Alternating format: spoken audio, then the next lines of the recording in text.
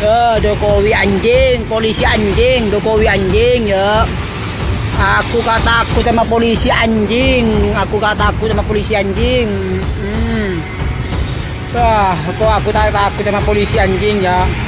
Halo, Jokowi anjing, polisi anjing. Aku takut sama polisi anjing ya. Dengan dibantu dari Polda Sultra dan Polres Buton telah melakukan penangkapan. Nah, untuk kasus tersebut penyidik menjeratnya dengan beberapa pasal berlapis. Yang pertama adalah Undang-Undang Nomor 1 Tahun 46 tentang peraturan hukum pidana, pasal 14 ayat 1 dan 2 dengan ancaman hukuman penjara 10 tahun.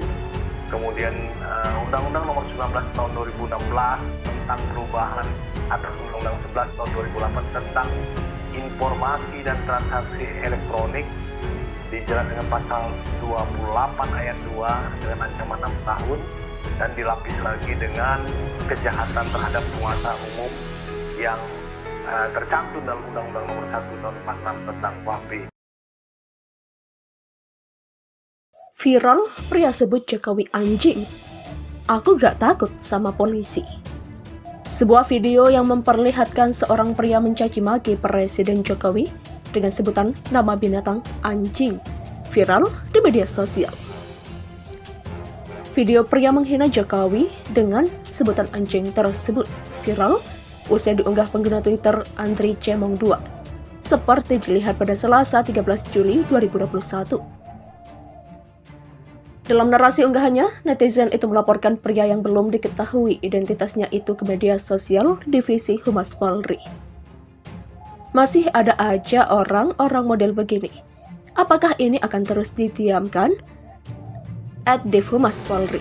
Demikian tweet netizen Andri Cemong 2. Unggahan video pria menghina Jokowi dengan sebutan anjing tersebut juga dibagikan mantan politisi Demokrat Ferdinand Huta Hayan. Pada narasi cuitannya, Ferdinand menilai perbuatan pria itu merupakan bentuk pelecehan serius terhadap institusi Polri dan Presiden Jokowi. Ia pun mendesak kepada aparat kepolisian untuk segera menangkap pria dalam video viral itu. Ini pelecehan serius terhadap Polri dan Presiden.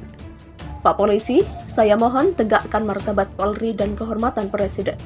Tangkap orang ini. Demikian tulis Ferdinand Huta Hayan. Selain itu, Ferdinand juga mengaku ingin melihat wajah pelaku tertunduk lesu dan ketakutan di hadapan polisi lantaran perbuatannya itu. Saya pengen lihat wajahnya menunduk, lesu dengan rasa takutnya di hadapan polisi. Demikian ungkap Ferdinand Huta Hayan.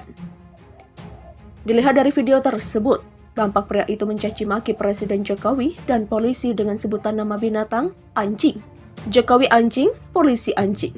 Demikian ujar pria berambut cepak tersebut. Pelaku pun mengaku tidak takut dengan polisi. Bahkan ia terus-menerus menyebut Presiden Jokowi dengan sebutan anjing. Aku gak takut sama polisi. Halo Jokowi anjing, aku gak takut sama polisi anjing ya. Demikian ujarnya. Sebuah video yang memperlihatkan pendakwah Ustadz Sofwan Nizomi menyinggung soal PPKM darurat dan menyebut ada iblis berwujud manusia tingkat presiden sengaja menakut-nakuti warganya dengan COVID-19 viral di media sosial. Video ceramah Ustadz Sofwan Nizomi yang menyinggung soal PPKM darurat dan presiden itu viral usai dibagikan pengguna Twitter Leta Cantik. Dalam narasi unggahannya, netizen itu menyayangkan ceramah Sofwan Nizomi yang dinilainya provokasi itu. Setelah ditelusuri, video itu awalnya diunggah kanal YouTube Masjid Raya Bintaro TV dengan judul Tafsir Yasin Hamamizadah. Dalam video itu tampak Ustadz Sofwan Nizomi mengatakan PPKM darurat adalah jebakan agar umat Islam tidak merayakan Idul Adha 20 Juli 2021. Menurutnya, jika Muslim tidak takut kepada Allah, maka iblis akan senang melihatnya. Apalagi saat kondisi pandemi saat ini, iblis berwujud manusia menakut-nakuti umat Islam dengan virus corona.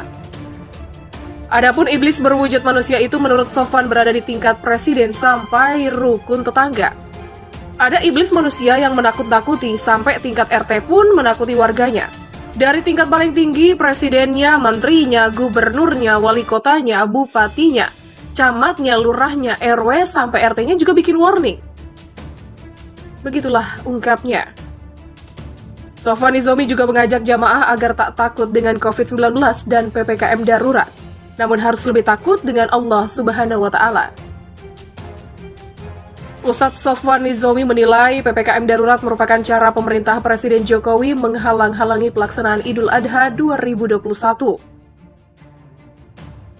Meski sedang diterapkan pemberlakuan pembatasan kegiatan masyarakat atau PPKM darurat di wilayah Jawa dan Bali mulai 3 Juli hingga 20 Juli 2021. Namun ternyata masih ada warga Jakarta yang nekat menggelar pesta pernikahan. Dari surat undangan pernikahan serta video yang beredar, diduga pesta melibatkan HI, seorang anggota DPRD DKI Jakarta. Ketua DPW PKB DKI Jakarta ini menikahkan anaknya di sebuah gedung mewah kawasan Kelapa Gading, Jakarta Utara pada Sabtu, 3 Juli. Dalam tayangan video, acara yang dihadiri tamu undangan itu berlangsung hikmat. Diduga ada beberapa anggota DPRD yang ikut hadir. Pengamat kebijakan publik Adib Miftahul menyesalkan adanya anggota DPRD DKI yang melaksanakan resepsi pernikahan anaknya saat penerapan PPKM darurat. Ini harus ditindak, tidak elok dan memberikan contoh buruk di masyarakat. Demikian kata Adib Miftahul kepada wartawan pada Senin 5 Juli. Direktur Eksekutif Kajian Politik Nasional atau KPN ini meminta Satgas COVID-19 memberikan sanksi kepada anggota DPRD DKI tersebut. Di mata hukum, semua sama. Saya harap hal ini tidak terulang. Jangan sampai ada asumsi pejabat boleh gelar pesta tapi rakyat kena sanksi. Lurah di Depok saja disanksi. Demikian kata Adib. Menurut Adib, apabila tidak ada tindakan, ia mengaku akan melaporkannya kepada penanggung jawab PPKM darurat Jawa dan Bali, Luhut Binsar Panjaitan. Adib juga meminta Badan Kehormatan BK DPRD DKI Jakarta segera memanggil yang bersangkutan. Kalau BK tidak bertindak, ada kesan tebang pilih ini. Demikian ujar Adib. Hingga berita diturunkan, HI belum bisa dikonfirmasi. Berkali-kali dihubungi, telepon selulernya tidak aktif. Demikian juga layanan pesan WhatsApp yang dikirim redaksi tidak direspon. Diketahui pemerintah memutuskan untuk memberlakukan kebijakan PPKM darurat di wilayah Jawa dan Bali. Hal ini dilakukan dalam rangka menekan angka penularan COVID-19 di tanah air yang sempat melonjak drastis beberapa waktu ke belakang. Selama masa PPKM darurat, pemerintah tak melarang masyarakat menggelar resepsi pernikahan. Namun, tamu yang hadir dalam resepsi pernikahan tersebut dibatasi. Hal ini terungkap dari sebuah dokumen berjudul Panduan Implementasi Pengetatan Aktivitas Masyarakat pada PPKM Darurat di Provinsi-Provinsi di Jawa Bali, yang bersumber dari Kementerian Koordinator Bidang Kemaritiman dan Investasi atau Kemenko Marves. Resepsi pernikahan dihadiri maksimal 30 orang dengan menerapkan protokol kesehatan secara lebih ketat. Demikian bunyi petikan dokumen tersebut.